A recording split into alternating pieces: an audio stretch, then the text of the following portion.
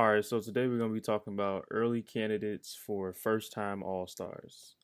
First up, for the person who I think has the strongest chance of becoming a first time All Star this year, is Desmond Bain.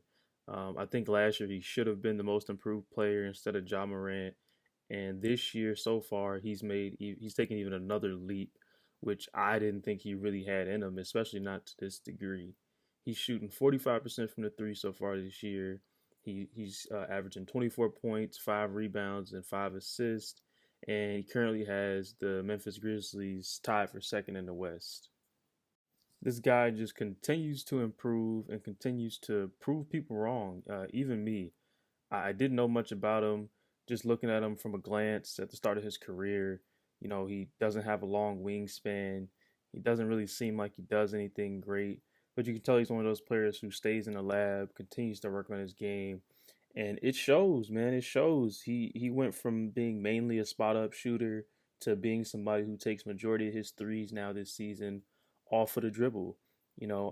I wouldn't have thought that he could have been a second co-star to Ja Morant, but he's been that. There has been no Jaren Jackson Jr. Dylan Brooks has kind of lost his spot to Desmond Bain. To go from a 30th overall pick to a player that's averaging 24, 5, and 5 on the efficiency that he's doing it with is insane. Kudos to him. I really hope that he does get an All Star, nod this year because so far he truly deserves it. I think more than anybody who hasn't gotten a chance to be an All Star yet. Next up, we got De'Aaron Fox. I think De'Aaron Fox has also improved a lot this season, man. He's currently averaging 25, 6 and 5. He's shooting 55% from the field. And here's the one that is the biggest shocker for me. He's shooting 37% from three. Now, coming into the league, like most players, the biggest knock on De'Aaron Fox was he can't shoot. So what do they do on players who can't shoot, especially ones like him that can get to the basket at will? They go under on screens. If you're gonna do a pick and roll, we're going under on the screen every time. We're gonna make you beat us over the top. And this year, you cannot go under on De'Aaron Fox on a pick and roll. You literally you just cannot. I think teams will still rather him do that than get by them to the basket, but he's making teams pay. The few games that I have checked in to watch the Kings, he's been knocking it down. He shoots it with confidence. He pulled up from like the logo. I can't remember the team, but he pulled up from like the logo and hit a game winner. Like the confidence that he's come back with in his jump shot is phenomenal. It's leaps and bounds better than it was when he came in the league, and I commend him for that, for getting in the lab and really working on his shot. I think that work is finally paying off for him. Now, one thing that he doesn't have that, the previously mentioned Desmond Bain does have is a good team record. But honestly, I can't dock De'Aaron Fox for that. The Kings have just been generally a bad organization. They don't build teams well. He has some pieces around him, but I don't think Sabonis being your second best player is enough to get you into the playoffs comfortably in the Western Conference. I think he'll be fighting for a play-in. Who knows? Maybe he gets hot and actually gets them a playoff spot. That would be great, especially to see him, in a 7-game series. I think that would be fun. But I'm not knocking him too much for not being in the playoff picture right now.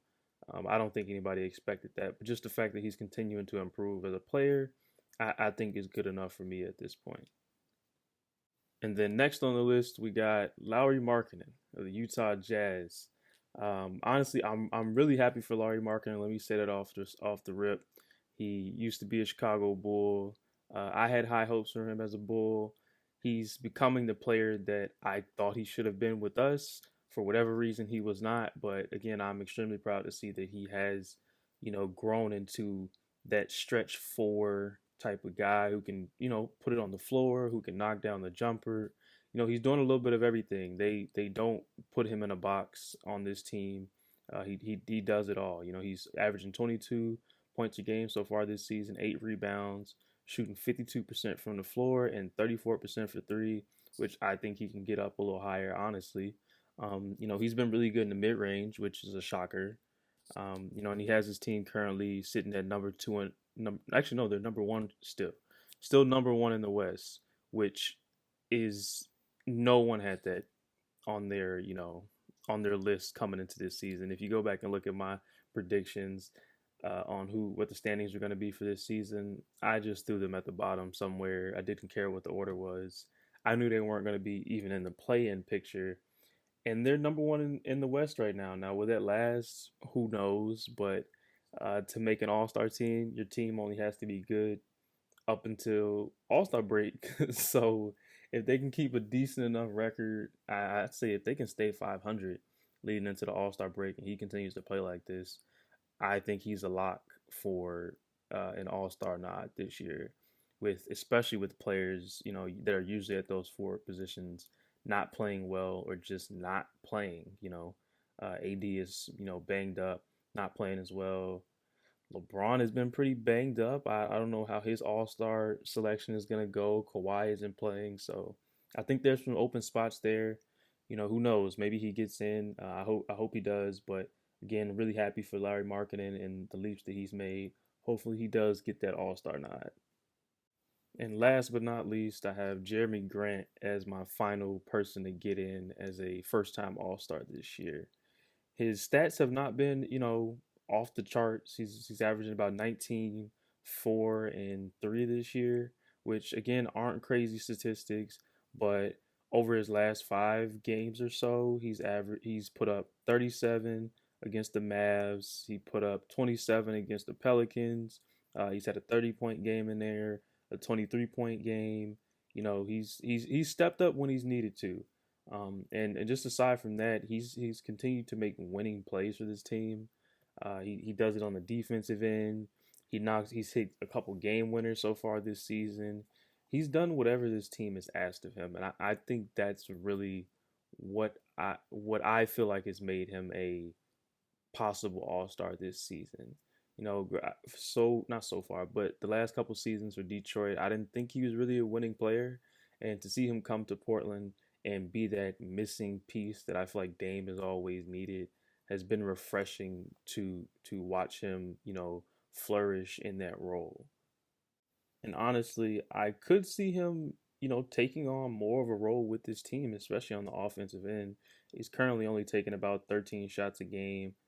He's shooting it at 48% from the floor, 44% from the three, which is insane on about 5 attempts a game. I think he could take some more shots with this team. I think his role could be expanded a little more on the offensive end. Like I said, maybe they don't do that because he has such a big responsibility on the defensive end, and he's sharing the court with two high volume shooting guys and Dame and Anthony Simons. But I think if they take into consideration his defense and some of the other aspects that he impacts the game in, I think Jeremy Grant could definitely be a possible first time All Star.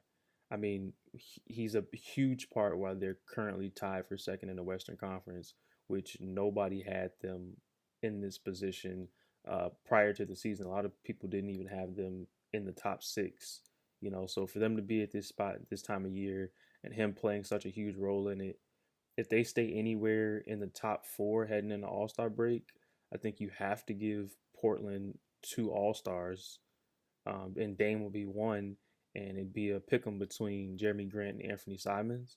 Which I mean, Anthony Simons could have been one of those guys. I just need to see a little bit more from him. So he's a possible for being a first time All Star. Who knows? But that guard position is a little stacked, so I didn't want to bank on that too much. But I think Jeremy Grant, while he doesn't have the best chance to slip into being a first time All Star, I definitely think that if he continues to play the way he's been playing, he has a chance to do it. So that's my list. Get down in the comment section. Let me know what you guys think. Who do you want to see be a first time All Star? Who do you think deserves to be a first time All Star? And that's it for this one. Until next time, appreciate you for watching.